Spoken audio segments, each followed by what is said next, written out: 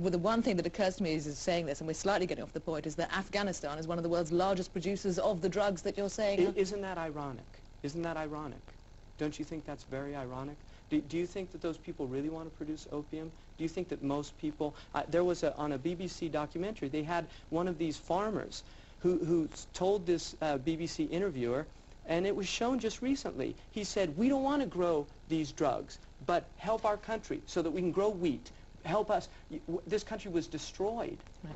Let's get back to this idea of the division between Islam and the West. We have these military strikes in Afghanistan now. Do you think that they will act as a recruitment drive for the likes of Al-Qaeda? I think that they have that potential. I think that there's a lot of very confused people in the Muslim world right now. I really do. I think there's a lot of confusion. I think, unfortunately, that many Muslims feel betrayed by their governments, by their leaders. They feel humiliated. Look, betrayed because of what? Because they are supporting... they're not defended, because they watch their countries being attacked. They watch Muslims on television being beaten. They watch these things, and they don't feel that anybody's really sticking up for them. I think a lot of what Muslims feel is that blood is worth a lot in the West, that human rights are worth a lot in the West. But I'm talking about how they feel. I mean, I'm just trying... I think what we need to do here, really, is we need to listen to what people are saying. One of the things about conflict resolution, and we know so much about these things, and we ignore our social sciences in these areas, just listening to somebody and just legitimizing their pain, legitimizing their grievances by just nodding your head. But to ignore it, to say it's us versus them. We're in dime novels. We're in cheap novels. Okay. Look at a hero in a Shakespearean tragedy. A hero in a Shakespearean tragedy, you wonder if he's actually a villain in disguise. Okay. Because this is what great literature does. It brings out moral ambiguities. And I think none of the moral ambiguities here are being brought out. We need to bring out these moral ambiguities. Could you explain then, for anybody who could listen or read the testimonies left behind by the suspects in these bombings, in these hijackings on the 11th September, they claimed they were being carried out in the name of Allah. Now, people in the West listening to that, trying to understand why, can you explain how they can be carried out in the name of Allah? I think it's a deep aberration. I think there's a real pathology here. I don't think these people are insane, because they're capable of obviously functioning in the world. And the definition of sanity, although in Western legal theory, it's the ability to distinguish between right and wrong. But I think that these people are acting with reason. However, if we look at what's going on, I think really you're dealing with very serious psychopathology. In Islam, suicide and homicide are two of the gravest sins in Islam, the reward of which, according to the Quran and the prophetic tradition, is hell. And so I think it's very ironic that they're committing two crimes at one time, both suicide and homicide, because there is no justification for the taking of innocent lives. And as I've been flying in the last few days, I did quite a bit of flying in the last few weeks, I'm looking at these stewardesses, and just thinking, my God, what can legitimize in anybody's mind the right to take a human being's life? The Quran says if you kill one human being without right, it's as if you've killed all of humanity. How can somebody who believes in that book with such arrogance, arrogating to themselves the right to be judge, jury, and executioner, they have no legitimacy whatsoever. So how can the Quran be perverted in such a way? In the same way that Christianity can be perverted in the same way. Christ says in Leviticus or Deuteronomy, we've got verses that say, go into the villages and kill everything breathing, kill every man, woman, and child. That's in the Bible. In the Psalm 137, smash the babies of Babel up against the rocks. And yet we don't have many suicide Christian we have in our history. You see, we're not religious anymore. Don't forget that. Really, we're not religious anymore. The Muslims are still devoutly religious people. We have psychopaths. We have people that go into schools and shoot little children. We have people going and blowing up things. There was a man who recently slit the throat of a bus driver, a Greyhound bus, and 7 people died on board. What caused him to do that?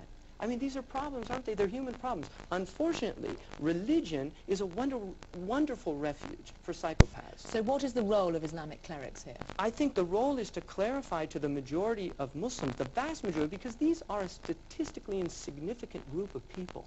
They don't represent 0.00001% of the Muslims. 20% of the world's population is Muslim. I mean, we cannot afford in this late time to isolate these people, to alienate these people. I think this is absolute madness. We have to deal with the seriousness of what we're in. Have Islamic clerics not done enough? I think they need to do more. I think that these issues need to be understood. So are you saying that are they partly to blame? Well, no. I think that a lot of people don't realize that in many Muslim countries, clerics have no freedom. They do not have freedom of speech. I think also that there is terror. People are assassinated. I mean, this is the real world. Come on, hold on a second. This is a religion. This is their religion. They surely are the people who should be guiding. Yeah, you haven't lived in the Muslim world. That's all I can say. I've lived there. I've seen it. I know what's going on. What are you saying?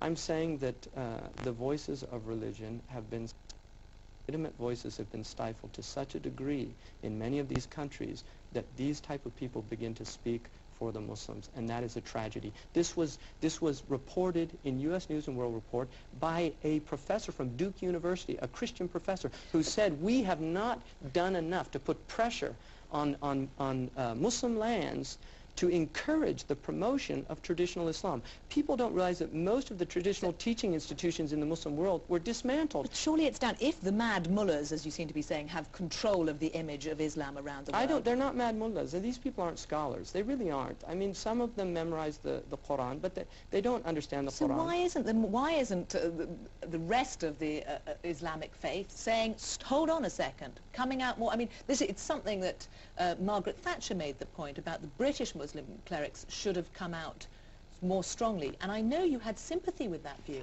What I said was that I feel that when you see, if I come out and say, yes, we condemn these absolutely, but we have to realize that what causes these things, that begins to sound like justification in the minds of a lot of people, and I think that's very dangerous.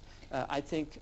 yeah, you yourself said a few days before the hijacking, yes, you said in a speech that the U.S. stands condemned. It had a great, great tribulation coming to it. This is something that I've heard from my Christian father for years. He read a book by Ramsey Clark, the former Attorney General, on war crimes in Iraq. This is something that's been said... But a moment ago you're telling me that kind of talk is dangerous. Was it not dangerous 2 days before September the 11th? I think that it is legitimate for anybody in America who wants good for that people to remind people of their moral obligation. I think that American people have a moral obligation to understand things at a deeper level. It's a representative government. We pay taxes. We have to realize that many of the weapons that are flooding the world are coming from France, from England, from America, from Israel. Really. Do you not understand the contradiction between the fact that a moment ago you're saying that there is a danger in explaining the fact that it's U.S. foreign policy? No, hold on. I think you're really mixing words here. What I was saying was, in sympathy with Margaret Thatcher, that I think when we look at September 11th, I have no theological authority to say that was a punishment from God. I don't know the mind of God. I can't say that. That's a tragic event. It should not in any way. What I was speaking was in general terms, that I think that there are many things happening in the world. And I have not just said that about America, by the way. I've said it about Muslim countries. I've said it about my own self. I stand condemned. I mean, in theological terms, we all fall short of the glory of God. And you might be hearing me speak as a politician right now, or in political terms, but don't forget, I am theologically trained. I speak in theological language. Abraham Lincoln, in his second inaugural address, said to the American people, the Civil War is a punishment from God for the treatment of African American people, he called them, in the United States. Why could he say that to the American people and they didn't all get shocked? Because they were people very fluent with the Bible. If you read the Bible, it talks about that if you transgress the boundaries of God, you're punished for it. Now, for me to say this is a punishment, that's not my role.